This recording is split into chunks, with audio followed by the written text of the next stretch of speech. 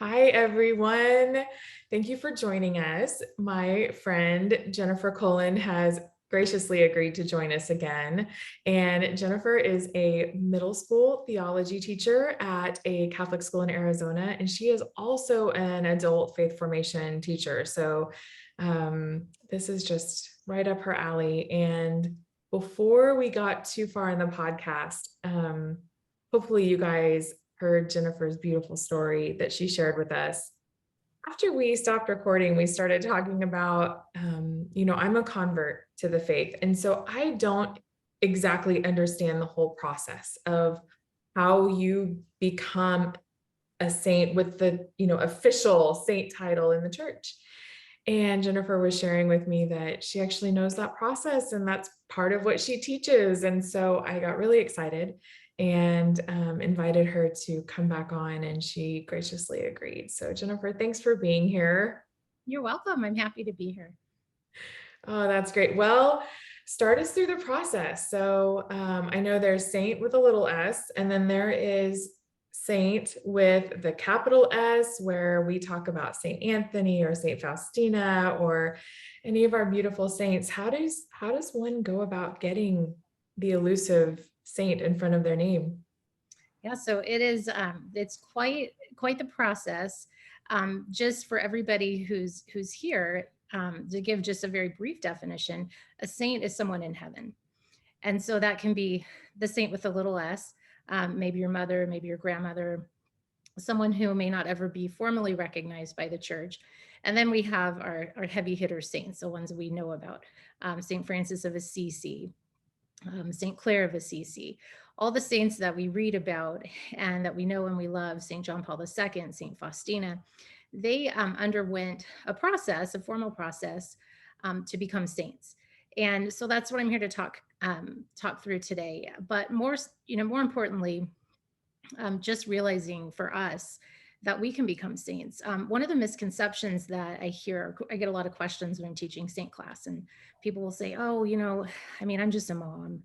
I don't think I'm going to be a saint. I mean, you have to be like, Mother Teresa. You have to be like Saint Faustina. They were all nuns. They were religious sisters." And I say, well, that's true. Well, many of the saints are priests, bishops, popes, nuns, consecrated religious people, but not all.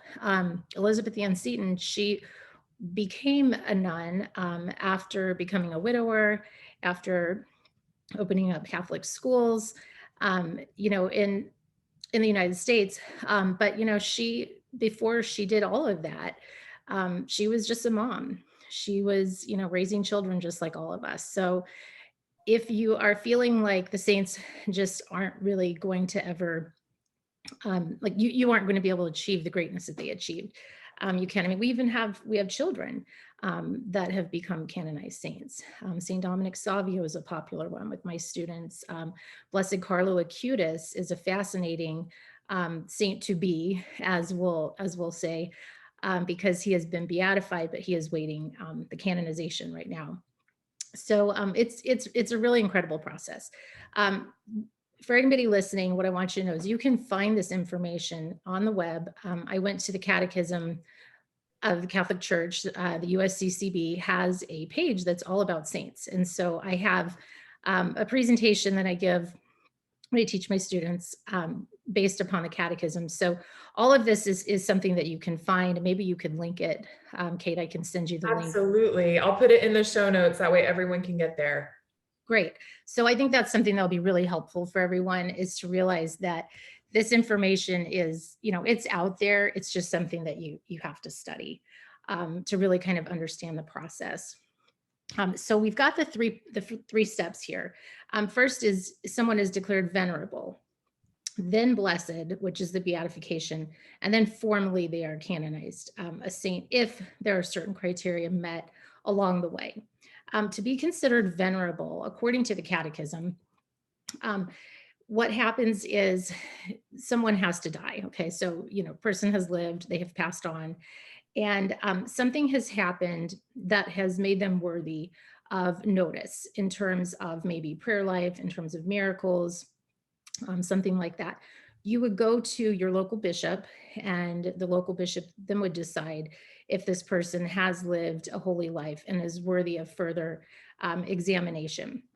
The person has to be deceased for 5 years before the process can begin. But there's a 5-year period where they really work on examining the person's life, just to kind of keep emotions and anything that was like fairly recent with them, kind of just keeping the playing field level.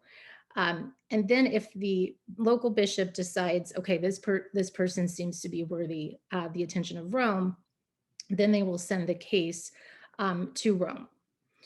And so it really starts with your local bishop. And so they kind of have to like go through all of the information, and they actually interview people. They take a look at, with the family's permission, they take a look at writings, journals, things like that. And then to decide, is this person going to be able to go through the process and possibly be canonized. So that's kind of an interesting thing that I didn't understand, that it really goes through the local channels before it gets to Rome. That's so beautiful. And I did not know about the 5-year waiting process. And I think it's just so wise because, whenever someone passes, of course, there's a lot of emotion with that. And of course, there could be a lot of rush, because everything feels very urgent right then. I love that there's time to examine and really look over their life and really look at how they love Jesus and did they know, love, and serve him with their life. Absolutely. And that is what they are looking for. This phrase heroic virtue, you see it over and over again when you study the saints, and the catechism uses that phrase exactly. Did this person have a life of heroic virtue? Did they devote their life to Christ? So that is one thing that's really beautiful. And then you get into a really exciting part. My kids always enjoy this, learning about their miracles. So in order to prove that someone's in heaven, we have to be able to show that there is someone who has prayed specifically to that saint for their intercession, because we know that saints are people in heaven. So if the person who, you're going through the process, and someone out there who has prayed to this particular person for healing, typically it's usually a medical issue, something that like a tumor maybe that goes away. And those have to be investigated as well. You have to have evidence. So in the case of with when Mother Teresa went through her canonization process, there were a couple of different miracles that involved, I believe, tumors with her. And they had to show like a scan of the patient, like prior to, and then they would show a scan of the patient after. And they would interview the doctors, and the doctors would just say, there's nothing that can explain this. This is a medical miracle. So they have there's a whole group in Rome that is gathering this information once it gets to that step, which is pretty cool when you think about it. Well, two things pop into mind. First of all, I love when people talk about the miracles that still happen today, because I think so often we really think that miracles are something from the Old Testament or something from when Christ was alive here on earth during his 33 years. And that was when miracles happened. But you and I both know miracles happen every day to people that we know and love. I had a miracle in my own life, a healing in my own life. And I love when people say, you know what, there's a lot of people out there that are going to think I'm weird or that I'm crazy or just want attention or something. Yeah. But the reality is miracles still happen. God still is healing people left and right. And then the other thing I wanted to touch on is I know as a convert, sometimes when we say the word pray in the Catholic Church, we don't exactly mean what they mean in the Protestant church. And so for anyone out there that is coming from a background that's not Catholic, when we say pray, we really mean have a conversation with. We really mean talk to that person. So when we say pray to the saints, we mean talk to them, ask them for their intercession.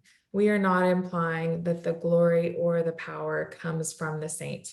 In fact, the saint would be the first person to tell you, yeah, it's not me, it's God. So I just want to make sure that everyone knows that too, because I know when I was in the process of converting, when I had stamped my feet and said, I will never be Catholic, and God had a different plan for me. That was a big aha moment when I realized that when I said pray and the Catholic Church says pray, that it meant two different things, really. Absolutely. And we have so many saints who God revealed through prayer, like Saint Faustina, the Divine Mercy Chaplet was given to her. You know, and so when we say the Divine Mercy Chaplet at the end, we say Saint Faustina, pray for us. Saint John Paul II, pray for us. Sacred Heart of Jesus, have mercy on us. And so we really kind of tie our prayers together through the saints. It's not so much just praying to Mm-hmm. every day. It's asking your intercession. The saints are people who are worthy of imitation. They are, that is also a phrase out of the Catechism, that the saints are people who lived on this earth whose lives are worthy of imitation. And if you are praying to someone, let's say, there's certain saints associated for certain medical disorders, things like that. It's because that saint walked that walk on earth. So if there's anybody who understands what it's like, for example, I think we talked about this on our last podcast, or maybe we didn't. Saint Gianna Molla is one of my favorite saints, because she gave up her life to her child. When she was pregnant, she was diagnosed with a tumor. They told her that you may be able to deliver this baby, you may not, but if you do deliver this baby, you will not live. You'll likely not live. And she said, if it's between me or the child, take my life, give my child life. And so a lot of people who are struggling with pregnancy and miscarriage pray to Saint Gianna. And it's not that we're just avoiding praying to God, it's that she understands. She's able to intercede as a mother whose heart was tormented. I'm sure, I can't imagine. I think about her sometimes and I think, what can you imagine just laying there in bed? And she already had, oh goodness, by the time Gianna was born, I think she had already had 4 children. I think Gianna was her 5th, if I'm not mistaken. And so to know that, like, you would be leaving not just this child, but your other children and your husband, she is someone worthy of imitation. When we start talking about the pro-life movement, it's been in the news so much lately, and we still have so much work to do. But when I think about her, I think that is someone of heroic virtue. She just said, absolutely not. You will not take the life of my child no matter what. That's worthy of imitation for sure. I love how that's another thing I love about the church, that more often than not, definitions are so clear and so simple. What is a saint? Someone worthy of imitation. I love that. That's Yeah, beautiful. it Yeah. really is. When you start to think about it, you think about St. Paul, how he lived, just was like, persecuting Christians and was, screaming out, to Jesus, why are you doing this to me? Leave me alone. And then he turns around and becomes one of the most prolific, writers of the New Testament. I mean, his writings make up more than all the gospel writers combined. Right. And he's someone who had hatred for Christianity and was persecuting Christians. It's like, he could turn his life around. Then, St. Augustine, his story, Yes. and how his mother, St. Monica, prayed him back to the church. So the saints are not perfect people. They were not people who got everything right. Right. A lot of them had a lot going wrong, and they were able to, turn their lives around because of great conversion or possibly reversion. But it's a really beautiful thing when we think about that. When you mentioned St. Monica, it made me think of something I wanted to touch on that you had said before. That was another beautiful thing, that the more I learned about saints, that I felt like it's what you've said, that there really is a saint for everybody. That, I mean, there's even couples that they were saints, they became saints recognized by the church because of their marriage and their parenting. Or like Saint Monica, because of her faithful prayer for her son, that she just followed him around and prayed for him, that and that made her life worthy of imitation. And I just love that. It's just beautiful. It's so true. Yeah, it really is when you start to study the saints, and you realize that, oh gosh, they were kind of messing it up a little bit. Like, they didn't live this perfect life. I mean, even Mother Teresa, or Saint Teresa of Calcutta, as she's now known, she went through her period of dark years where she said she was still doing the Lord's work, but she wasn't sure she even believed in God. There were days, and you look at like the surroundings that she was in, in the gutters, in the streets, serving the poor, and you would kind of start to become a little depressed and a little despondent, like, where is God in all of this? uh, Right. and so it's like, we look at that and we think, I can do this. I left the faith myself for 20 years. And I'm certain that my mom's prayers and my dad's prayers to Saint Monica, are what brought me back. And now, as a mother myself, my biggest prayer, my teenagers, is that they won't leave the faith. Yeah. Because it is such a fear, that we have as parents. Are they going to stay true to the faith? So, why I pray the rosary almost daily. I pray the Divine Mercy Chaplain every Friday. But I don't necessarily have like dedicated prayer time to the saints. It's just really through really reading. I pick up a lot of books and I'll find out about a new saint. And then I think, oh, okay, this is a saint I could pray to when I need this. Um, and so that's what's really beautiful about the saints. It is. It is this there are certain saints that just get it. Saint Dymphna is someone who our family is very close to, because she was surrounded by people with mental illness. And, the more I read about her and the more I learn about her, she got it. She walked it. She stayed faithful to God, never doubting his plan for 1 second, even though she was surrounded by people with mental illness. And I just think, okay, there is someone that lived on this earth that, number one, gets it, and number two, was able to stay faithful and able to stay true and able to love God through that and not just throw up their hands and say, I give up. And that's a huge inspiration. It really is. I know I'm sure you've heard there's a lot in the news right now, um, about the actor who converted because of playing the role of Saint Padre Pio. My Yes. name is Shia LaBeouf. thank you, Shia LaBeouf. Mhm. And I mean, he said himself he always believed in God, but he was just pretty much an agnostic, like, Yeah. not really sure about all this. And he was living, for this world, of this world. And his life was he was in a terrible place. He was depressed. He had had some allegations brought about, regarding him, that were not flattering at all. Even his own mother stopped talking to him because Right. she was embarrassed at what he had become. And he immersed himself, as any good actor does, right? Immersed himself in the role of St. Padre Pio, moving in with some Capuchin friars and undergoing all this, intense prayer and the study of the gospel. And his conversion story, I'm sure it's on YouTube with Bishop Barron. It's a long interview, but it was a good one.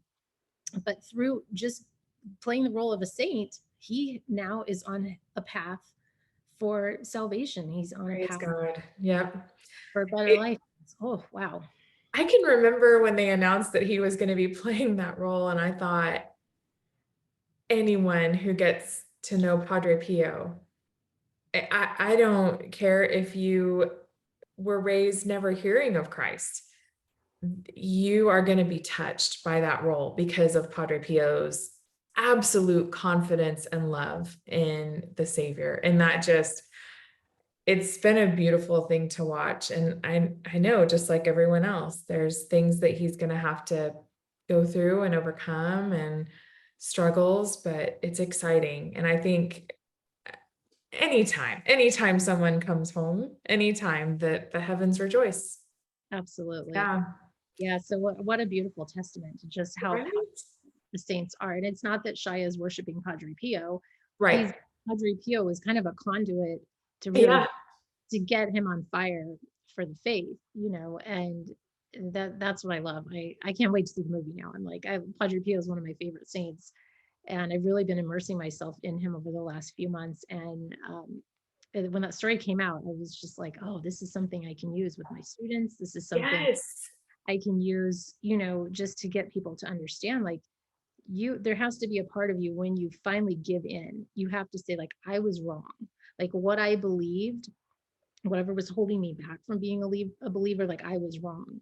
And you have to completely give that up. You have to give up and give yourself to God, and you have to pick up Yeah. your cross. And our priest today tied the gospel to Shia's conversion. And I thought, wow, that's a beautiful thing.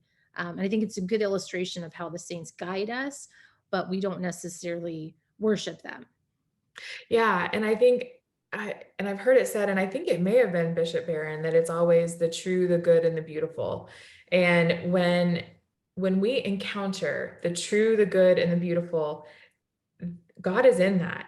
And at some point, if we're being honest with ourselves, you can no longer look away. You have to say, okay, yeah, the true, the good, and the beautiful is here. And I can't deny it anymore. I can't deny what I see. And we should do a whole episode about Padre Pio and his Oh, miracles. And I've oh my been goodness. I've been reading this book, and I don't have it with me; it's at school. Um, but I'll share it with you about people who knew him, and then they're kind of like they're sharing out what they experienced. It's not so much a biography necessarily, but people's accounts of interactions they have with him, and it's just fascinating. It's so exciting. It's so exciting. Okay, well, I want to warn you, we have 5 minutes left. Okay, We could probably talk all night. I know. I guess going back to the process. That's why you had me on. I think I kind of tailed off. Did bad teacher. I didn't like wrap up. No, it's my fault. I always do that with you. We always rabbit trail. I know. So we have the three steps, just to review: venerable, and then to be beatified, and then which you're called blessed at that point, and then to be formally canonized. To jump from beatified to canonized, there's one more miracle that is required, and so there are some people who are kind of held up, if you will, waiting for that miracle. Now, one thing that's interesting is the Pope. You kind of, when you read the Catechism, it's like, and this is the process unless the Pope decides to move faster. So the Pope does have the authority to be able to push the process a little faster. I think I'm not sure, but I think John Paul II has canonized the most saints in his pontificate. Oh, Uh, wow. he was able to canonize Faustina, which she's an amazing Polish saint, and so studying him. I mean, you could do a whole thing. Oh, and speaking of him, so my husband was just telling me today that Pope John Paul I was beatified formally in Rome by Pope Francis. And we were talking about that earlier, and he was only Pope for 33 days, which you had, made the connection of like as many years as Christ um, was on earth. And so we'll have to Incredible. follow along and see. So he's not officially a saint yet. So he is now called Blessed Pope John Paul the First. And then once he That's becomes canon, amazing. he'll be Saint John Paul the First. That's amazing. It's pretty neat. It Yeah. is. So It's such that, a neat process to think that, we're careful and we're thoughtful with it. And it really does make you realize that when we call someone saint, there's a reason, and you can research it and learn about it, and it's kind of fun. my students, they love learning about the saints. I start the year with my new sixth graders. I have my kids for 3 years. So every year when I get a new crop of sixth graders, they haven't had me yet. And so I start with the saints because I feel like that's the most important thing. Bishop Barron has a really great video, part of his Catholicism series. Episode 8 is about the saints, and he features Therese of Lisieux, St. Catherine Drexel, um, St. Teresa of Calcutta. and Edith Stein. And with each of those, he highlights for about 8 to 10 minutes a little story about their life, and then he kind of banters back and forth a little bit with the camera about the importance of the saints. And my students love it. My adult students love it. It really blows out kind of this whole concept of who is a saint or what is a saint. At the end of the day, we are constantly looking to people who are living on earth. And you'll hear people say that, like, oh, she's a saint, she does this and this. And it's like we've almost kind of turned it into like this pop culture phrase, anybody who's kind or anybody, True. Yeah. she's a saint. And I think that's a compliment.